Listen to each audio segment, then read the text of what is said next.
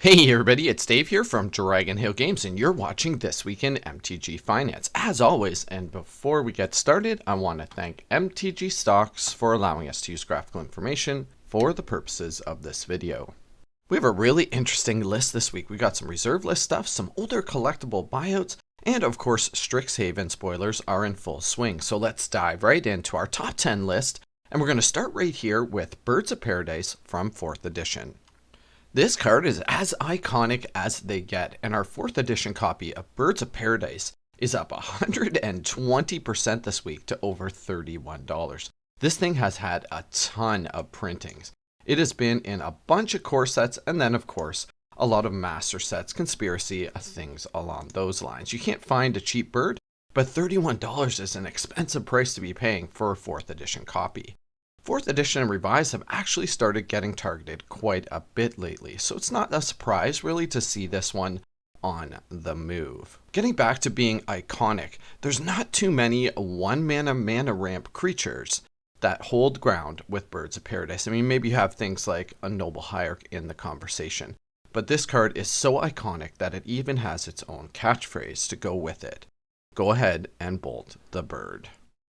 And coming in at number 9, also up 120% this week to nearly $95, we have Stone Calendar from the Dark. This is a reserve list card, folks. It's actually been on the move for quite a few months now, but it's really seen some massive gains in January, February, and sort of March of this year. Doesn't get a whole lot of play, but a lot of that probably has to do with the fact that this is really a difficult card to get your hands on. Our number 8 winner this week is another reserve list rare. Here we have Singing Tree from Arabian Nights at $842. This is up 130%. Quite a bit of a rocky ride for this card over the course of the last year or so. We've seen highs in the $400-500 range and then falling back into around the $250 range. Realistically, the price is probably somewhere between $300 and $400, but Singing Tree is from one of the original expansions of Magic the Gathering, so supplies are obviously very low. I think if people pulled some out and put them onto the market, we'd see the price on this card probably come back down out of the stratosphere into a more realistic $400 or so price point. Now coming in at number 7, we have Windswept Heath from Onslaught. Actually, all of these Onslaught fetches have been on the rise over the course of the last couple of weeks. But it's interesting that Windswept Heath actually has, in terms of the Onslaught version, more value than the Polluted Delta, at least at the moment. At $110, this is up 165% this week. Of course, it's had a couple of other printings, Khans of Tarkir, and then a couple of different expedition printings. And actually, if I was going to drop $100+ on a Windswept Heath, I think I'd be aiming for the Zendikar Expedition version, the original one, myself. But that's just me. The Onslaught version of these fetches are the only copies out there with this old school style border, and of course, with the Time Spiral Remastered bringing these old school borders back to the forefront, they are all of the rage. Alright, our number 6 winner this week is Fairy Artisans from the Commander 2016 set. At $27.44, this is up 178% this week. This is the only printing of this card. To be honest, I did some research. I can't figure out why this card is on the move this week, so if you know, why don't you let me know down in the comment section below. I feel like it probably has something to do with something that we've seen from Strixhaven, but I haven't been able to tie this card to any other particular card. So again, I'm sure I probably missed something, and if you know, let me know, because I'm curious myself. Fairy Artisan is 4 mana. We have 1 blue and 3 for a Fairy Artificer. It's a 2/2 flyer. Now, whenever a non-token creature enters the battlefield under an opponent's control, you create a copy of that creature, except it's an artifact in addition to its other types. Then exile all other tokens created with Fairy Artisan.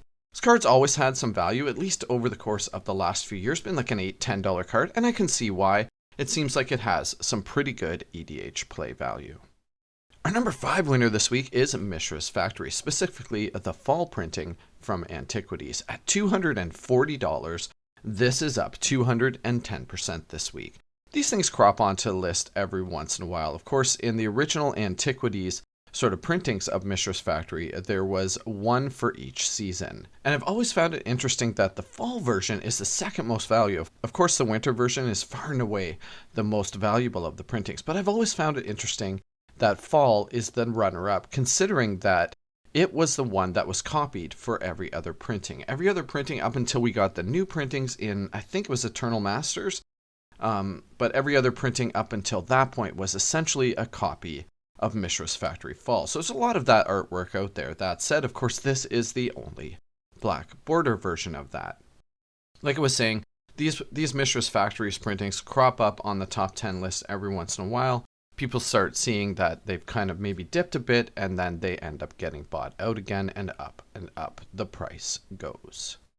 And we're straight back to the reserve list. In the number 4 spot this week, we have Maraxis of Keld from Weatherlight, up 231% to $26.40. 6 mana cost legendary Maraxis has power and toughness, each equal to the total number of untapped artifact creatures and land you control. Now, only if he had trample. Doesn't really see a lot of play. In fact, over on EDH Rec, he appears in less than 20 decks.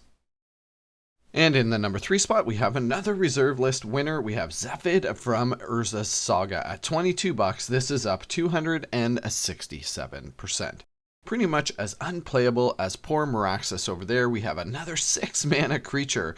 It's a 3/4 flyer, and it can't be the target of spells or abilities. Again, this card sees almost no play. The only thing going for it, of course, is that it's on the reserve list. Our number 2 winner is a card I really love. That's Aladdin from Arabian Nights. Of course, the original printing with the black border. $245 for Aladdin now, and he's up 294% this week.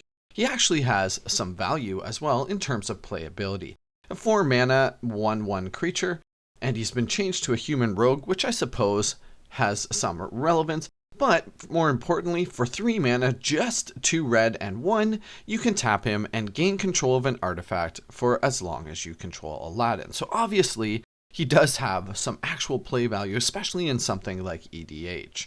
But this card just looks really cool. This original Arabian Nights printing, it screams original sort of magic art. If I was going to buy one card to hold as an actual collectible, just a card I really admired, I really like to look at and have it just for the sole purpose of having it as a collectible, it would be a nice near mint copy of Arabian Nights Aladdin. And our big winner this week is Chain of Acid, an uncommon from Onslaught. At $3.90, this is up 323% this week. And probably for the same reasons that we saw Chain of Smog on the rise last week. Of course, that was because of Witherbloom Apprentice. Now, Chain of Acid doesn't necessarily go infinite, essentially blowing up the whole table like Chain of Smog does, but it's in the right colors, and there's no reason why you wouldn't want to include this in that deck. And of course, this is the only printing of this card, so supplies of Chain of Acid are relatively low, even considering that it is an uncommon. Alright, before we get into cards I'm investing in this week, as always, if you're a subscriber, you know I want to thank you for your continued support. And if not, now's a great time to go ahead and hit that subscribe button. Alright, let's kick things off with Tarmogoyf, specifically the brand new Time Spiraled Remastered printing. It's been a long time since we've seen Tarmogoyfs under the $40 mark, and this is actually even closer to the $30 mark. Most of the other printings of Tarmogoyf are north of $40, so this one's got a ways to go to catch up.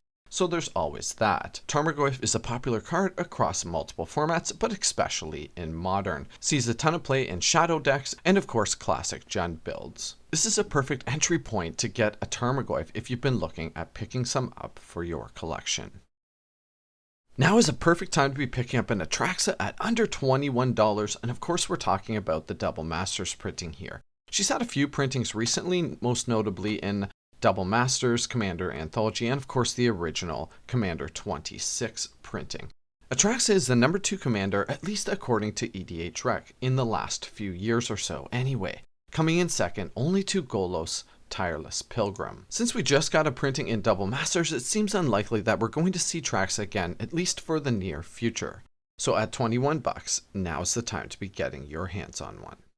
And last but not least, we have our speculation play for the week. That's right, it's Swarmyard from Time Spiral Remastered. At $3.75, this is a great buy, especially if you consider that the only other real printing is the Time Spiral printing, and that's $20. So there's a massive gap between the pricing on both of these cards. There's a few other things to keep in mind as well. We've seen some spoilers from Strixhaven that work really well with Swarmyard. For example, we have Blex, Vexing Pest, that gives all other pests, bats, insects, snakes, and spiders you control +1/+1. And of course, Swarmyard hits many of those things that Blex wants to have in its deck. Great time to be picking up a Swarmyard from Time Spiral Remastered at still under $4. Alright, well, I really hope you guys enjoyed this episode of This Week in MTG Finance. If you did, go ahead and smash that like button. It really helps me out. And happy Easter to you and your family if that's something that you partake in. Okay, bye for now.